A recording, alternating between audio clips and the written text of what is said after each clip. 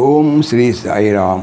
శ్రీమద్ భగవద్గీత 5వ అధ్యాయంలోని 16 శ్లోకం గురించి ఈ రోజున తెలుసుకోబోతున్నాం. సాయిరామ్. భగవానుడు గత శ్లోకములో జీవులు దుఃఖమునందు ఉన్నటువంటి కారణం ఏంటో తెలియజేశారు కదా.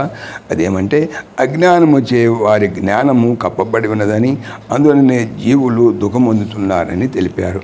ఇది రాబోయేటువంటి 16వ శ్లోకంలో భగవానుడు జీవుల ఆ అజ్ఞానం ఎట్లా తొలగలదో వివరించుతున్నారు. జ్ఞానేన తు తదజ్ఞానం ఏషాం నాశితమాత్మనః తేషాం ఆదిత్యవజ్ఞానం ప్రకాశయతి తత్పరం.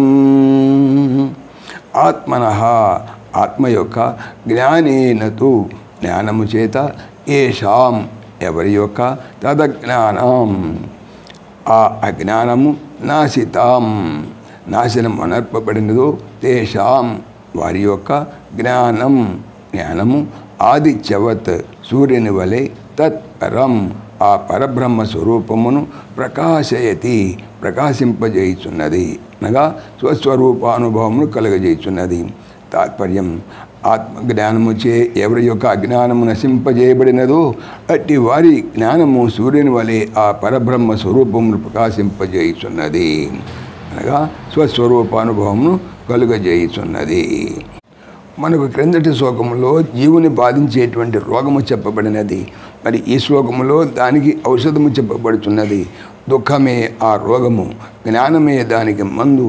దుఃఖమునకు కారణము అజ్ఞానమని ఇదివరకు చెప్పబడినది. దుఃఖము పోవాలంటే అజ్ఞానం తొలగాలి. అది ఎట్లు తొలుగుతుంది? జ్ఞానముచే, తత్వ విచేతనముచే, మహావాక్య విచారణచే, ఆత్మన జ్ఞానేని చెప్పుట వలన ఆత్మజ్ఞానము ప్రయత్నపూర్వముగా శ్రవణ నిధిధ్యాసముల ద్వారా ఎవరు పొందుకుందారో అటువంటి వారి అజ్ఞానము అట్టి జ్ఞానముచే పటాపంచలైపోతుందని ఈ శ్లోకంలో వివరించబోతున్నారు. సాయిరామ్. ఓం దేవకీ నందనాయ విద్మహే వాసుదేవాయ ధీమహి తన్న కృష్ణ ప్రచోదయాత్. ఓం సర్వం శ్రీకృష్ణార్పణమస్తు. జై శ్రీకృష్ణ, జై జై శ్రీకృష్ణ. ఆత్మీయులకు మనవి, ఈ ఛానల్తో పాటుగా భగవానుడు అనంత మహిమల శ్రీ సత్యసాయి అనేటువంటి మరొక ఛానల్ను నా చేత చేయిస్తున్నారు. దీనికి సంబంధించిన లింక్ డిస్క్రిప్షన్లో చూడవచ్చు. సాయిరామ్.